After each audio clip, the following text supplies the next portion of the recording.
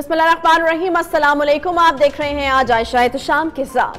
पाकिस्तान में एक बार फिर से पार्लिमानी निजाम या सदारती निजाम की बहस जिंदा हो चुकी है। आजकल ये बहस अरूज पर है कि पाकिस्तान के मसाइल का हल मौजूदा पार्लिमानी निजाम हुकूमत में नहीं बल्कि एक ऐसे सदारती निजाम हुकूमत में है जहां सदर बराह रास्त मुंतखब हो और मेंबरान कौमी असम्बली से ब्लैकमेल करने की पोजीशन में ना हो। वज़ीर-ए-आज़म इमरान खान भी अयूब दौर की तरक्की के समरात को याद करते हैं और उस दौर में होने वाली मुआशी कामयाबियां भी गिनवाते हुए नजर आए, जो इस बात की अक्कासी करती है कि इमरान खान अगर उस निजाम के हवाले से पुरजोश अगर नहीं भी तो इस दौर और निजाम के मद्दा जरूर हैं। वज़ीर-ए-आज़म इमरान खान कई बार अपने इंटरव्यूज में अयूब दौर में होने वाले इक्तिसादी तरक्की की तारीफ करते हुए ये कह चुके हैं कि अगर अयूब खान के दौर से शुरू होने वाला तरक्की का सफर जारी रहता तो आज पाकिस्तान तरक्की याफ्ता ममालिक में एक नुमाया मकाम हासिल कर चुका होता। सोशल मीडिया पर सदारती निजाम की हिमायत करने वाले दलील के तौर पर फौजी आमिरों के दौरे हुकूमत को सदारती निजाम हुकूमत कहकर इनके दौर में होने वाली तरक्की की कहानियां बयान कर रहे हैं और चार्ट बना कर सोशल मीडिया पर नशर भी कर रहे हैं कि उस दौर में पाकिस्तान तेजी से तरक्की कर रहा था। 3 अगस्त 2017 को जनरल परवेज मुशर्रफ ने BBC को इंटरव्यू देते हुए कहा कि पाकिस्तान में फौज मुल्क को पटरी पर लाती है और सिविलियन हुकूमत आकर फिर इसे पटरी से उतार देती है। उन्होंने कहा कि एशिया के सारे ममालिक में देखें जहां भी तरक्की हुई है सिर्फ आमिरों की वजह से हुई है। पाकिस्तान को भी फौजी हुकूमतों ने ठीक किया, लेकिन जब वो गए तो सिविलियंस ने बेड़ा गर्क कर दिया। मगर दूसरी तरफ सोशल मीडिया पर और टीवी पर मौजूद चंद अफराद की जानिब से सदारती तर्ज हुकूमत के जोश और बलबले के साथ तारीफ करने के बावजूद जमीनी तौर पर मौजूद पार्लिमानी निजाम को सदारती निजाम से बदलने के हवाले से कोई हकीकी हिमायत नजर नहीं आई। वफाकी या सूबाई कानून साज ऐवानों में से किसी एक ने भी इस सवाल पर ना बहस की और ना ही अभी तक कोई करारदाद पेश की गई। गुज़श्ता कई वर्षों से पाकिस्तान में पार्लिमानी तर्ज हुकूमत की मुसलसल हिमायत दिखाई देती है। 1956 में आइन साज असम्बली ने पाकिस्तान का पहला आइन मंजूर किया था जिसने पार्लिमानी तर्ज हुकूमत की राह हमवार की। इससे पहले पाकिस्तान ने आज़ादी के बाद बरतानिया से पार्लिमानी तर्ज हुकूमत विरासत के तौर पर हासिल की थी, जो 11 बरस तक 1958 में फौजी बगावत के जरिए सरफरोज खान नून की हुकूमत खत्म हो जाने तक राइज रही। मार्शल लॉ के नफाज के बाद 1956 के आइन को मनसूख कर दिया गया और फौजी रहनुमा जनरल अयूब खान ने एक अनोखे सदारती निजाम का तजुर्बा किया, जिससे शदीद अवामी रद्द-ए-अमल के बायस तर्क भी करना पड़ा और यूं दूसरे मार्शल लॉ की राह हमवार हुई। खाना जंगी और मुल्क के दो लख्त होने के सदमात से भरपूर मार्शल लॉ में बीते वक्त के बाद जब मुल्क दोबारा जमहूरियत की तरफ लौटा तो 1973 में एक नया आइन मुत्तफिका तौर पर मंजूर किया गया, जिसमें एक बार फिर से पार्लिमानी निजाम हुकूमत अपनाया गया। इसके बाद फौजी मुदाखलतों और तवील फौजी हुकूमतों के कयाम के बावजूद जब भी जमहूरियत बहाल हुई तो इसके साथ 1973 का आइन और पार्लिमानी तर्ज हुकूमत वापस आ गया। ये आइन और पार्लिमानी निजाम हुकूमत की मुसलसल अवामी मंजूरी का नतीजा है कि ये दोनों आज तक नाफिजुल अमल हैं। 1973 के आइन के तहत अब तक 10 इंतखाबात का इनेकाद हो चुका है, मगर इन इंतखाबात में से किसी एक में भी निजाम हुकूमत की तब्दीली के मामले को नहीं उठाया गया। अब सवाल ये पैदा होता है कि पाकिस्तान में सदारती निजाम की बहस एक बार फिर से क्यों जिंदा हो गई है और इसके पीछे कौन से अवामिल हैं, जबकि हम सदारती निजाम के समरात मुल्क टूटने की सूरत में भुगत चुके हैं। इसी तमाम सूरत हाल पर बात करेंगे हम एक ब्रेक के बाद, और ब्रेक के बाद हमारे पास मौजूद होंगे मारूफ तज्जिया निगार और एंकर पर्सन औरिया मकबूल जान साहब और साबिक अटॉर्नी जनरल पाकिस्तान माहिर कानून इरफान कादिर साहब। इस पर तफसीलन उनसे बात करेंगे। एक ब्रेक के बाद हमारे साथ रहिए।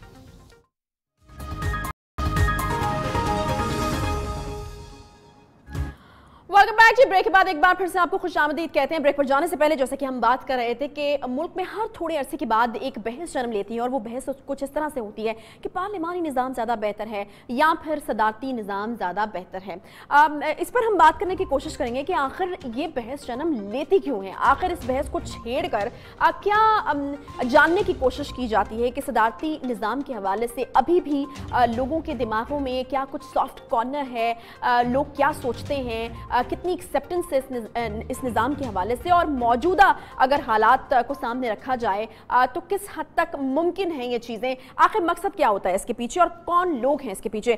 जैसे कि हमने आपको बताया था कि औरे मकबूल जान साहब हमारे साथ मौजूद होंगे, और साहब भी हमारे साथ मौजूद हैं, और इसके साथ साथ साबिक अटॉर्नी जनरल और माहिर कानून इरफान कादिर साहब भी हमें प्रोग्राम में ज्वाइन करें। बहुत शुक्रिया आप दोनों हजरात का। और ये सबसे पहले आपकी तरफ में सवाल लेकर आना चाहूंगी, और वही सवाल कि हर थोड़े अरसे के बाद ये एक बहस जो है वो छिड़ती है। मुझे ये बताएगा कि जब ये बहस छिड़ती है तो आपका क्या ख्याल है, कौन लोग होते हैं इसके पीछे, क्या जरूरत पेश आती है, क्या मुहर्रकात होते हैं? देखिए, पहली बात तो यह है कि बहस जिंदा कौमों में छिड़ती रहती है, और ये जिंदा कौमों में इसलिए छिड़ती रहती है कि वहाँ कॉन्स्टिट्यूशन जो है वो एक लाइव सी चीज़ होती है। दुनिया का कौन सा ऐसा कॉन्स्टिट्यूशन है कि जहाँ अमेंडमेंट्स नहीं होती। अभी आपने 18वीं अमेंडमेंट की है, उस 18वीं अमेंडमेंट के अंदर आपने कम से कम 122 अमेंडमेंट्स की। कभी किसी ने कहा कि एतराज है? 90 का नहीं, हम इस वक्त प्रोपोर्शनल रिप्रेजेंट 97 कंट्रीज पूरे 112-13 में थे कि हम प्रोपोर्शनल रिप्रेजेंटेशन लेके आएंगे। ये जो कॉन्स्टिट्यूंसी पॉलिटिक्स है ये मुल्क को तकसीम करती है, तबाह बर्बाद करती है।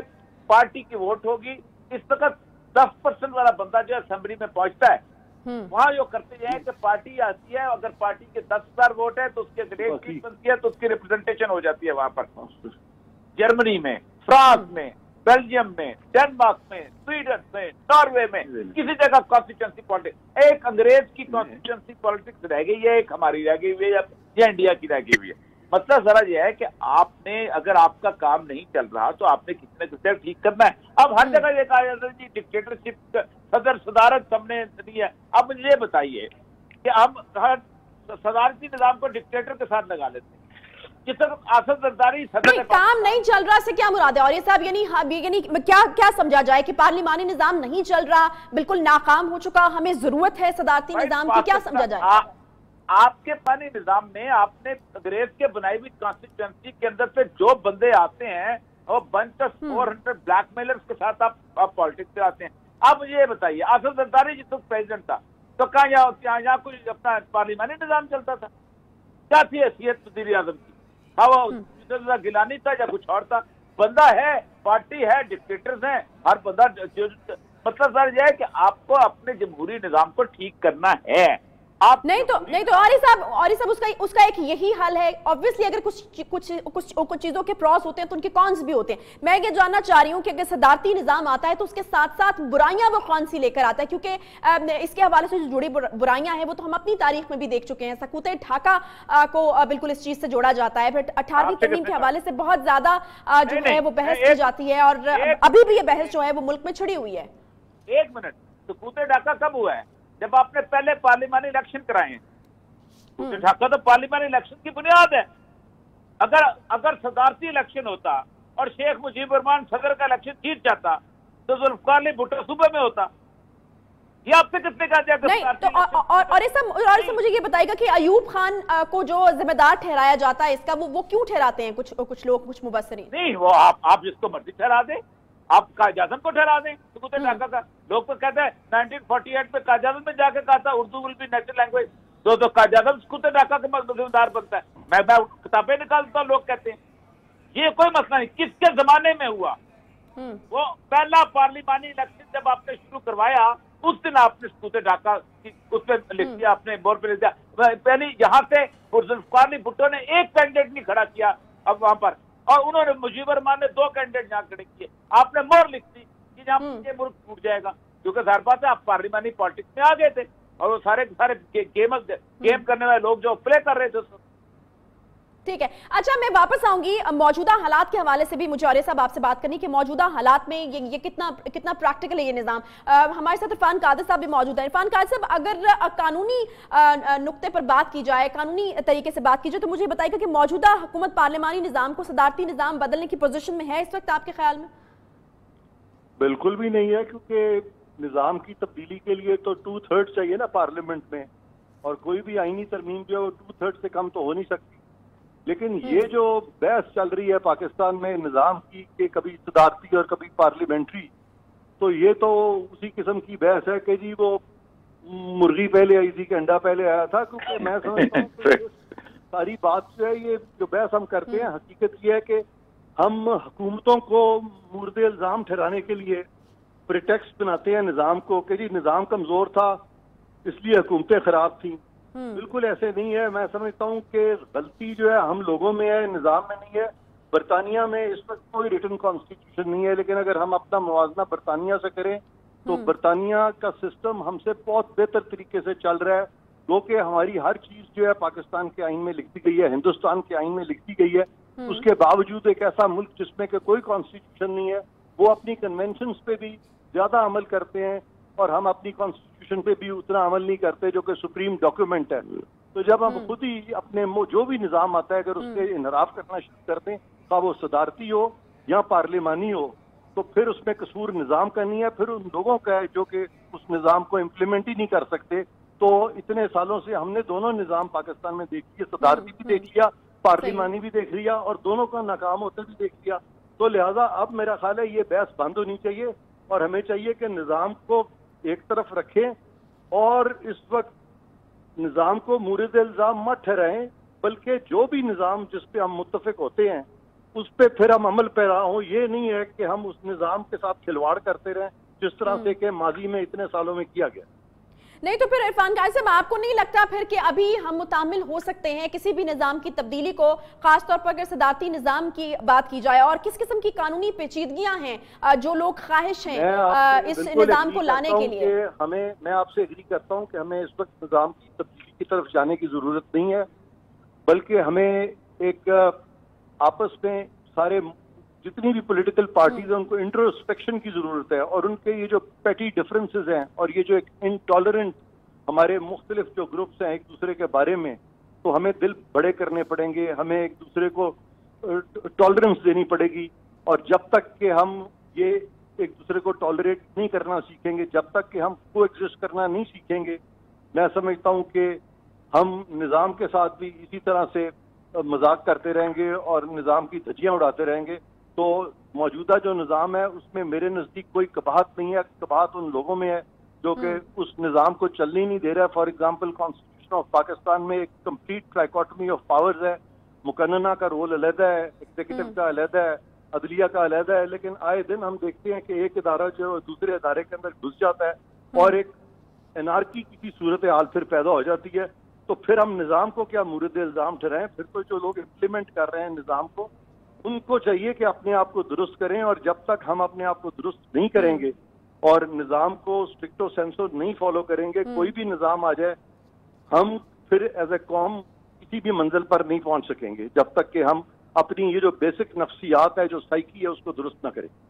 صحیح, ٹھیک ہے. اور صاحب یہ پوائنٹ آف ویو عرفان قادر صاحب کا تھا, بالکل آپ نے سنا ہوگا. وہ یہ کہتے ہیں کہ نظام کو تبدیل کرنے کی بالکل ضرورت نہیں ہے, جو لوگ کام کر رہے ہیں وہ ٹھیک طریقے سے کام کریں. اسی نظام میں رہتے ہوئے اگر وہ ٹھیک طریقے سے کام کریں گے تو جو ہمارے مقاصد ہیں ان کو ہم اچیو کر لیں گے. دیکھیں, کانسٹیچوئنسی پالیٹکس ایسی بلا ہے کہ جس بلا کے اندر آپ ٹھیک کام کرنا چاہیں گے بھی تو آپ کو اس پالیٹکس کی جو میکنزم ہے وہ نہیں کرنے دیتا. میں آپ کو بھارت کی مثال دیتا ہوں جہاں کانسٹیچوئنسی پالیٹکس ہے. آسام میں 37% مسلمان ہیں, 37%. 4 ڈسٹرکٹ ایسے ہیں کہ جن میں اکثریت مسلمانوں کی ہے. کیا وہاں کوئی ایم پی اے کا وہاں کوئی آ سکا آج تک؟ کیا وہ آگے بڑھ سکا کہ وہ بندہ جو بی جے پی نے ایک بندہ بھی اس وقت کینڈیڈیٹ کے طور پہ وہاں نہیں رکھا؟ پالیٹکس اس قسم کی ہے. بامبے میں 38% مسلمان ہیں, احمد آباد میں 39% مسلمان ہیں, بنارس میں 37% مسلمان ہیں, اورنگ آباد میں 30% مسلمان ہیں. کانسٹیچوئنسی پالیٹکس جو ہے یہ ہیجمنی آف دا ڈیموکریسی لے کے یہ عجیب و غریب قسم کی صورتحال ہوتی ہے. پہلی بات تو یہ ہے کہ آپ صدارتی ناز نہ لائیں, آپ پارلیمانی پالیٹکس. ایک بات ضرور آپ کریں کہ آپ کم از کم پرپورشنل ریپرزینٹیشن تو لے کے آئیں جو دنیا میں جمہوریت میں آئی ہے. کم از کم آپ کانسٹیچوئنسی تو ختم کریں. آپ کے 10 پارٹیاں فار ایگزامپل, ہوتا کیا ہے کہ 10 ایک بندہ جو ہے وہ ووٹ لیتا ہے. ایک نے 9% لیے, کس نے 8 لیے, کس نے 12 لیے, 11% والا اسمبلی میں پہنچ جاتا ہے. وہ انہوں نے دنیا میں 97 کنٹریز نے اس کو ختم کر دیا ہے. उन्होंने कहा पार्टी अगर 5 लाख वोट लेती है तो उसकी 5 सीटें हैं, वो 5 सीटें लेगी। ठीक है जी, और ये सब आपकी जो भी बातें हैं बिल्कुल बजा सर आंखों पर, लेकिन हम तो बात करेंगे भी मौजूदा हालात के हवाले से। क्या ये सिर्फ ख्वाहिश रहेगी इमरान खान साहब की? अगर है तो क्योंकि वो बार बार इस चीज के हवाले से बात करते हैं कि वो हामी है सदारती निजाम के, और अयूब खान उनके हीरो हैं, वो अयूब खान के दौर को बहुत अच्छा दौर मानते हैं, ये वो कहते रहे हैं। तो ये ख्वाहिश ही रहेगी या फिर प्रैक्टिकल इंप्लीमेंटेशन हो सकता है? क्योंकि इरफान कादिर साहब के मुताबिक तो नहीं हो सकता, क्योंकि उनको एक अच्छी खासी अक्सरियत चाहिए जो कि उनके पास नहीं है। देखिए, ख्वाहिश उनकी हो जो बोले, मैं तो इंटेलेक्चुअल डिस्कशन कर रहा हूँ, 2/3 मेजोरिटी चाहिए, लेकिन कभी भी डिस्कशन नहीं रुकनी चाहिए। डिस्कशन सबसे अहम तरीन चीज होती है। अयूब खान का जो सदारती निजाम था उसको याह्या खान ने आके खत्म कर दिया था। याह्या खान ने उस आइन को तोड़ दिया था। उसको तोड़ने के बाद उसने एक LFO लाया था। वो LFO के तहत उसने पार्लिमानी निजाम को ऑप्ट किया था। उस पार्लिमानी निजाम के अंदर उसने बकायदा 4 सूबे 1 यूनिट याह्या खान ने तोड़ा था। बिलावल कहता मेरे नाने ने तोड़ा, याह्या खान ने तोड़ा था, 1 यूनिट को तोड़ा था और वो बनाया था। अब 1 यूनिट किसने बनाया था? आपके पार्लिमानी निजाम ने बनाया था। 1956 में बना था 1 यूनिट, और वो बनाया था ख्वाजा नाज़मुद्दीन ने। मसला ये नहीं है, ये बहस होनी चाहिए, इसलिए कि ये जिंदा कौमों की बहस होती है। जो जिंदा कौमें फंस जाती हैं, जो समझती हैं कि आइन जो है ये कुरान पाक की किताब है। लेकिन और ये सब जिंदा ये जो जिंदा कौम है इस वक्त काफी मसाइल में घिरी हुई है। अगर इस तरह की बहस में पड़ी रहेगी तो फिर दूसरे मसाइल को कौन देखेगा? इरफान कादिर साहब, बिल्कुल मैं आपकी तरफ आना चाहूंगी। क्या फौजी आमिरों के दौर को सदारती दौर कहा जा सकता है? क्योंकि अभी औलिया साहब ने भी कहा कि इस चीज को कंफ्यूज किया जाता है, हमेशा आमिरों का जो दौर है उसको कंफ्यूज किया जाता है सदारती निजाम या सदारती दौर के साथ। देखिए, जो आमिर है या जो सियासतदान है वो कोई भी आउटर स्पेस से नहीं है, वो हमारा ही हिस्सा है। और जिनको हम आमिर कहते हैं, जब वो आते हैं तो बहुत ज्यादा बड़ी तादाद सियासतदानों की जो है वो भी पैरवी भी करती है और उनको मानती भी है। लिहाजा ये जो हम डिस्टिंक्शन करते हैं आमिर और सियासतदान की, मेरे नजदीक ये कोई डिस्टिंक्शन नहीं है, बल्कि कोई भी शख्स था वो सियासत के जरिए आए और वो आमिर बन जाए, या आमरीत के जरिए आए और वो लगे कि ज्यादा जरूरी है, तो उस सूरत में फिर नेचुरली उसकी जो परफॉर्मेंस है उसको लोग गेज करते हुए अगर सियासतदान आमिर बनेगा तो उसको फिर हटाने के लिए आमिरी की जरूरत पड़ती है। और अगर आमिर जो है वो जहूरी हो जाए तो फिर उसको याद भी किया जाता है। मसलन ईस्ट पाकिस्तान में जनरल आजम को आज भी दुनिया याद करती है कि वो लोग एक जर्नैल थे, लेकिन जितना काम उन्होंने किया उस सूबे के लिए उसकी मिसाल नहीं मिलती। इसी तरह से बहुत से अच्छे लोग हैं फौज में भी जिन्होंने बहुत अच्छे काम किए और जिनको आज भी लोग याद करते हैं। और बहुत से सियासतदान ऐसे हैं जो कि मैं समझता हूँ कि वो लगता था जैसे आमिर हैं और वो आमरीत कर रहे हैं। तो इस पे हमें डिस्टिंक्शन करने की जरूरत नहीं है, लेकिन ये बात सही है कि हमारे बहुत सारे जो नेबरिंग कंट्रीज हैं वहाँ पे सियासतदानों में रिलेटिव मैच्योरिटी जो है हमें ज्यादा नजर आई है बनिस्बत पाकिस्तान की। और यही वजह है कि पाकिस्तान में एस्टेब्लिशमेंट को थम्मा या सहारा देना पड़ता है हमारे सियासतदानों को। और जब भी वो सहारा देती हैं सियासतदानों की हुकूमतों को कि वो पूरी तरह से मुल्क का जो फैब्रिक है वो कमजोर ना हो जाए या मुल्क अनारकी का शिकार ना हो जाए, तो फिर हम उनको क्रिटिसाइज करते हैं और उनको आमिर का नाम दे देते हैं, जबकि हकीकत जो है वो बिल्कुल इसके बरक्स है। और ये जो कहते हैं कि जी नेसेसिटी जो है ये बड़ी बुरी चीज है। नेसेसिटी जो है वो जो कहते हैं कि नेसेसिटी नोज नो लॉ, या ये जो मैक्सिम है जहाँ पे कहा जाता है कि जब नेसेसिटी राइजेस, तो इवन इस्लाम में और मजहब में भी फिर एक लीनियंसी आती है। तो लॉ ऑफ नेसेसिटी को बुरी चीज नहीं है, हमने उसको भी बुरा करके तो हम एक बहुत अननेचुरल पॉलिटी की तरफ और अननेचुरल माशरे की तरफ चल पड़े। सही है। अच्छा, और ऐसा भी ये एक इंटरव्यू दिया था परवेज मुशर्रफ साहब ने अगस्त 2017 में BBC को, और उन्होंने इस इंटरव्यू में अपने मार्शल लॉ लगाने का जवाब भी पेश कर दिया। तो उन्होंने कहा कि अवाम आती है भागकर फौजी जनरलों के पास और वो कहती है कि हमारी जान छुड़वाएं, तो मैंने तो इसीलिए मार्शल लॉ लगा दिया था। और उसके बाद फिर वो कहते हैं कि हम आते हैं, और उन्होंने कहा कि मैंने अवाम के मुतालबे पर ही टेक ओवर किया था, हम आते हैं, मुल्क को ठीक करते हैं, सिविलियन हुकूमत आती है, बेड़ा गर्क कर देती है। तो इस जवाब के साथ भी आप जाएंगे, आपको लगता है कि जरूरत होती है और ये जिस तरीके से उन्होंने डिफेंड करने की कोशिश की है बिल्कुल ठीक किया है? देखिए, अवाम नहीं आते, सियासतदान आते। और हमने तो, मैं तो 32 साल मैंने इंतजामिया में गुजारे हैं, मैंने सियासतदानों को जाते देखा है। और कोई ऐसा सियासतदान नहीं कि जो उन दरवाजों के अंदर, बड़े बड़े गेटों के अंदर जाके उसने ये ना कहा कि यार ये कर। और ये पता है कहां से सिलसिला शुरू है? ये रंजीत सिंह से शुरू है। रंजीत सिंह ने कोई एडमिनिस्ट्रेशन नहीं बनाई थी। रंजीत सिंह ने जनरल मंसूरा को लाके एक फौज बनाई थी। रंजीत सिंह के दो अपना ग्रुप से जब वो मर गया, एक थे सिंधना वाले और एक थे गोर के। एक का सरबराह था नौनिहाल सिंह, दूसरे का था खड़क सिंह। खड़क सिंह जब सरबराह बना तो नौनिहाल सिंह वाले चले गए GHQ में। वो GHQ होता था यहाँ अपना इंजीनियरिंग यूनिवर्सिटी के साथ। उन्होंने कहा भाईजान ये गद्दार है। उन्होंने कहा अच्छा गद्दार है, हम इसको उतार देंगे। उन्होंने लाहौर पे कब्जा किया तो उसको खड़क सिंह को मारा, नौनिहाल सिंह को बिठाया और उस दिन फौज ने ये दो इख्तियार ले लिए अपने हाथ में। एक ये हमारी मर्जी का वजीर आजम आएगा और हम बताएंगे गद्दार कौन है और महबे वतन कौन है। ये किसने दिया? ये उन्होंने खुद उनके हाथ में दिया। आप अंदाजा करें कि ये मुस्तकिलन उनको और मुशर्रफ को आने, अच्छा फिर चलो जो आ गया था, आपने इलेक्शन लड़े उसके तहत, आपने उसके पास आप उसके अंदर आए और आपने 17वीं अमेंडमेंट में उसको इंडेमनिटी दी, मैंने तो नहीं दी। ठीक, आपने 8th अमेंडमेंट में जाल हक को इंडेमनिटी दी, हमने तो नहीं दी। आपने इलेक्शन लड़ा, आपने हार पहने, आपने वोट लिए, आपने असेंबलियों के अंदर गए, आपने वजारतें ली, आपने झंडे वाली कारें ली, कारें लेके आपने दी। अगर वो अब देखे ना परवेज मुशर्रफ क्यों फंसा हुआ है, सिर्फ इसलिए फंसा हुआ है कि उसके आखिरी जो इक़दाम था उसकी इंडेमनिटी नहीं थी। अगर इंडेमनिटी दी होती आज सुप्रीम कोर्ट भी कुछ नहीं कर सकता और नहीं कर सकता, ना 8th अमेंडमेंट में कर सकता है ना 17वीं अमेंडमेंट में कुछ कर सकता है। तो इरफान कादर साहब, अभी फिलहाल अगर हम देखें, हमने सोशल मीडिया पर देखा है कि जनरल अयूब खान, जनरल ज़ियाउल हक और जनरल परवेज मुशर्रफ के अदवार के हवाले से चार्ट्स बनाए गए हैं सोशल मीडिया के ऊपर और GDP ग्रोथ रेट को बहुत हाई दिखाया गया है। इस वक्त जो लोग इस निज़ाम के लिए कोशिशें कर रहे हैं, आपको क्या लगता है कौन है इस निज़ाम के पीछे लाने की ख्वाहिशमंद कौन है और किसको सूट करता है इस वक्त? हकीकत ये है कि हमारी जो पिछली 2-3 गवर्नमेंट्स हमें देखने को मिला है वो कमजोर गवर्नमेंट्स थी, और जब गवर्नमेंट कमजोर होती है तो उसकी ना तो कंटिन्यूटी उस तरह से आगे चल सकती है और ना ही उस कमजोर हुकूमत के दौर में कोई तरक्की होती है। तो रिलेटिवली ये जो हम अदवार देखते हैं जनरल ज़ियाउल हक के, जनरल मुशर्रफ के या सदर अयूब खान के, तो वहाँ पे पाकिस्तान में हुकूमत में कंटिन्यूटी नजर आती थी और वो रिलेटिवली मजबूत हुकूमतें थी for a certain period of time. तो लिहाजा ये तो फैक्ट है कि आप इसको पसंद करें या ना करें, लेकिन वो हुकूमतें जो थी वो रिलेटिवली ज्यादा मुनज़्ज़म थी बनिस्बत बात की हुकूमतों को जिनको के समहाउ चलने ही नहीं दिया गया। तो इसी वजह से फिर वो जो जर्नैलों की जो हुकूमतें होती हैं वो ज्यादा डिलीवर कर पाती हैं और सियासतदान की आपस में लड़ाई झगड़े करते रहते हैं, लड़ते रहते हैं और वो हुकूमतें मुस्तहकम नहीं होती।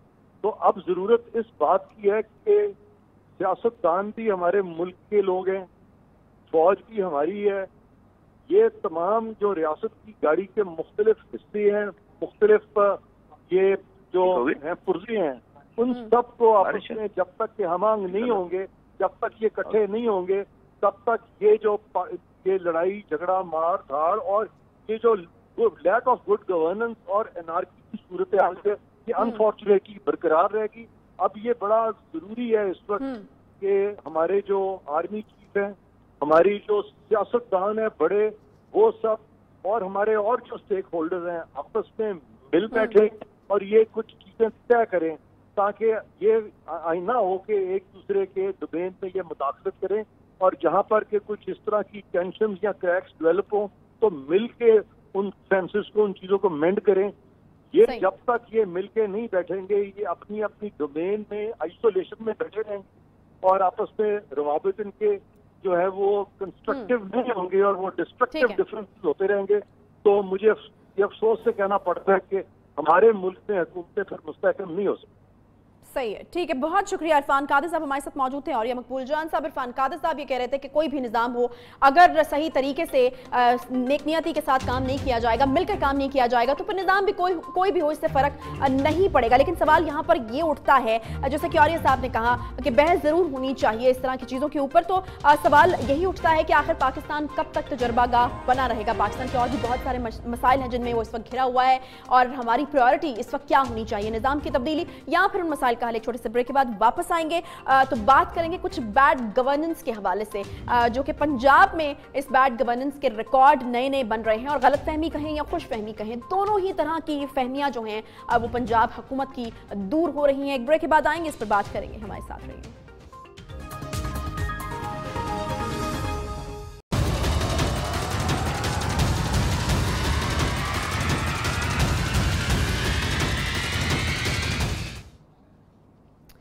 इस बात में कोई शक नहीं कि पंजाब को इस वक्त इस्लामाबाद से चलाया जा रहा है। वो ब्यूरोक्रेसी जो किसी भी हुकूमत के लिए रीढ़ की हड्डी का काम करती है, इसमें उखाड़ पिछाड़ जोरों पर है।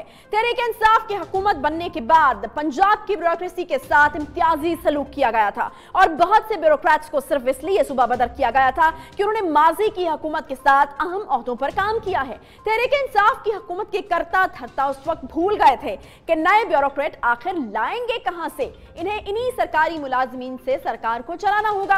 पहले तहरीक इंसाफ ने सियासी मदाखलत से पाक ब्यूरोक्रेसी का नारा बुलंद किया, लेकिन सिर्फ 8 महीने में इन तमाम सियासी नारों से हवा निकल चुकी है। पंजाब में गवर्नेंस के मामलात किसी तौर भी संभल नहीं पा रहे और इसकी बड़ी वजह उस्मान बुज़दार की नाअहली को करार दिया जाता रहा है। हक तो यह है कि उस्मान बुज़दार खुद ही अभी अंडर ट्रेनिंग होने का दावा कर रहे हैं। असल में मैं थोड़ा सा ट्रेंड नहीं हूं ना, तो ये डिसिप्लिन फोर्स थोड़ा सा सीख रहा है ना आहिस्ता आहिस्ता। तो फिर सवाल ये उठता है कि जब वज़ीर आला ही अंडर ट्रेनिंग हो तो पंजाब की सूरत हाल किसी तजुर्बागाह जैसी ही लगेगी ना। पिछले हफ्ते इमरान खान से मुलाकात के दौरान अरकान पंजाब असम्बली ने ब्यूरोक्रेसी के खिलाफ शिकायत के अंबार लगा दिए। तहरीक इंसाफ के अरकान ब्यूरोक्रेसी के रवैये से नाला नजर आते हैं और जराये के मुताबिक वज़ीर आला पंजाब भी अपनी नाकामियों का मलबा ब्यूरोक्रेसी पर ही डाल रहे हैं। इसलिए बड़े पैमाने पर पंजाब की ब्यूरोक्रेसी में तबादले किए गए। वज़ीर आला पंजाब के प्रिंसिपल सेक्रेटरी समेत 14 सेक्रेटरीज को तब्दील कर दिया गया है। फवाद चौधरी भी ब्यूरोक्रेसी के रवैये से नाला नजर आए थे और 11 अक्टूबर 2018 को वज़ीर इत्तलात ने ब्यूरोक्रेसी को वार्निंग देते हुए कहा था कि ब्यूरोक्रेट का काम पॉलिसी को इंप्लीमेंट करना होता है और अगर किसी को तहरीक इंसाफ की पॉलिसी से इख्तलाफ है तो वो घर चला जाए। ब्यूरोक्रेट ये समझते हैं उनको हमारी पॉलिसी से इख्तलाफ है, वो हुकूमत से अलहदा हो सकते हैं। ब्यूरोक्रेसी का काम पॉलिसी बनाना नहीं है, पॉलिसी बनाना हुकूमत का काम है। हम पॉलिसी बनाएंगे, हम आपको कहेंगे कि आप इस पर अमल दरामद करें और आपको इस पर अमल दरामद करना हो। जो लोग हमारे MNAs और MPAs मुंतखब होके आए हैं, उनका ये फ़र्ज़ है कि वो एक पॉलिटिकल ओवरसाइट रखें लोगों के ऊपर, ब्यूरोक्रेट्स के ऊपर, और उसका भी ज़रूरी है कि वो एहतराम करें। ये नहीं हो सकता कि MNA और MPAs आपको फ़ोन करें और आप ये भी ज़हमत ना करें कि MNA MPA को वापस फ़ोन करें। ये तो मुमकिन। इस वक्त इंतजामी मामलात पर खुलकर सियासत की जा रही है। इत्तलात ये है कि पंजाब की वज़ारत आला के हवाले से चौधरी बरादरान एक बड़ी गेम खेल रहे हैं। एक तरफ वो पैगाम दे रहे हैं कि उस्मान बुज़दार से हुकूमत नहीं चल रही, दूसरी तरफ वो इमरान खान को बावर भी करवा रहे हैं कि वो उनके कमजोर वज़ीर आला के साथ खड़े हैं। उस्मान बुज़दार जिन्हें इमरान खान वार्निंग दे चुके हैं, वो भी अब ब्यूरोक्रेसी को वार्निंग दे रहे हैं। उन्होंने गुज़श्ता रोज मीडिया से गुफ्तगू के दौरान ब्यूरोक्रेसी को साफ साफ कह दिया कि जो काम नहीं करेगा वो मेरी टीम का हिस्सा नहीं रहेगा।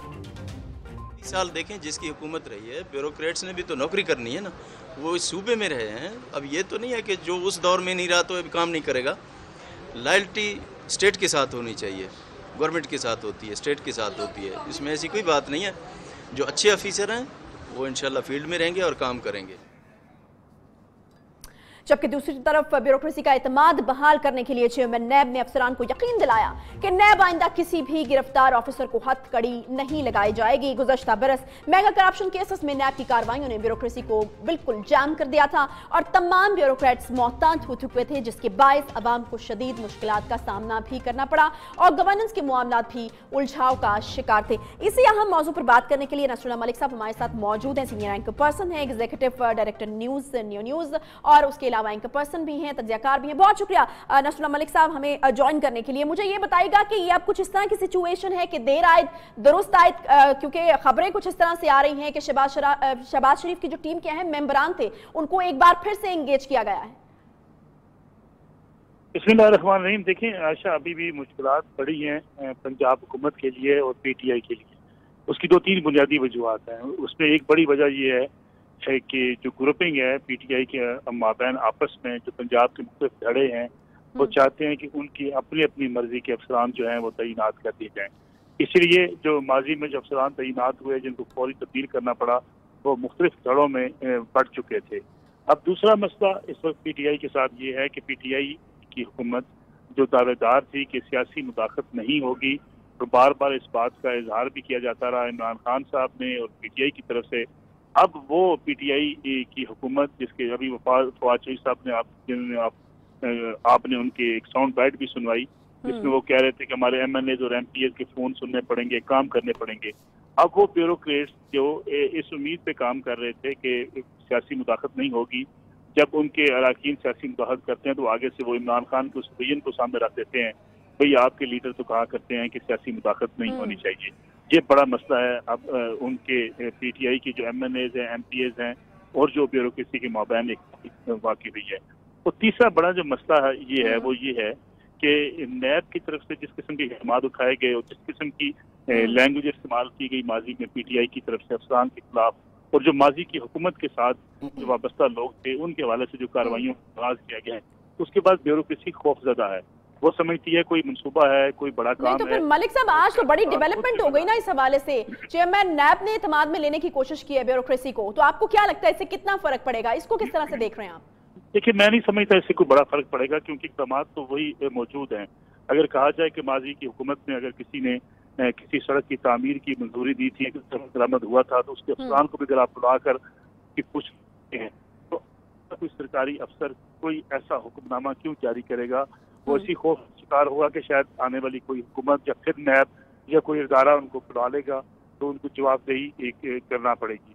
तो ये खौफ की फिजा है जिसको मैं समझता हूँ आज वो अगरचे के chairman NAB justice retired Javed Iqbal साहब ने बड़ा वाज़ेह खिताब भी किया अफसरान से, लेकिन अभी तक ये खौफ की फिजा इतनी जल्दी खत्म नहीं हो सकेगी जब तक नैब के इक़दाम नजर नहीं आते, क्योंकि नैब के हवाले से ये शिकायत मौजूद हैं कि नैब की तरफ से अफसरान को डराया भी जाता है, फिर मुख्तलिफ इदारे हैं, सिर्फ नैब नहीं, FTR की तरफ से, फिर FIA की तरफ से।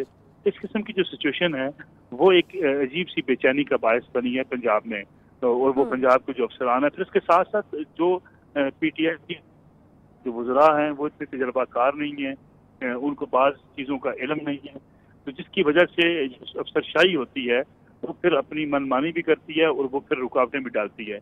ये एक बड़ी बुनियादी वजूहात है जिसकी वजह से पंजाब में ब्यूरोक्रेसी जो है उस तरीके से काम ना माजी में भी। अच्छा, मुझे ये बताइएगा मलिक साहब, ये जो दोबारा से कहा जा रहा है कि एंगेज किया गया है शहबाज शरीफ साहब की जो पुरानी टीम थी, जिनमें कैप्टन रिटायर्ड आरिफ नवाज हैं, अब्दुल्ला सुंबल हैं, नसीम सादिक हैं, डॉक्टर शुएब अकबर हैं, इसके अलावा डॉक्टर रहील अहमद सिद्दीकी हैं, इनको एंगेज करना कितना वाइज डिसीजन था? कहा जा रहा है कि बहुत लंबी सोच विचार के बाद इनको दोबारा से लाया गया। देखिए, एक बात तो समझनी चाहिए थी PTI की हुकूमत को कि अफसरान खा माजी की हुकूमत में काम करते रहे हों, खा उससे पहले की हुकूमत के साथ काम करते रहे। ये कहकहे, ये मुस्कुराहटें, ये जीने की उमंग, अल्लाह ने इन बच्चों का भी हक रखा है जिनके सर पर बाप की शफकत का साया नहीं।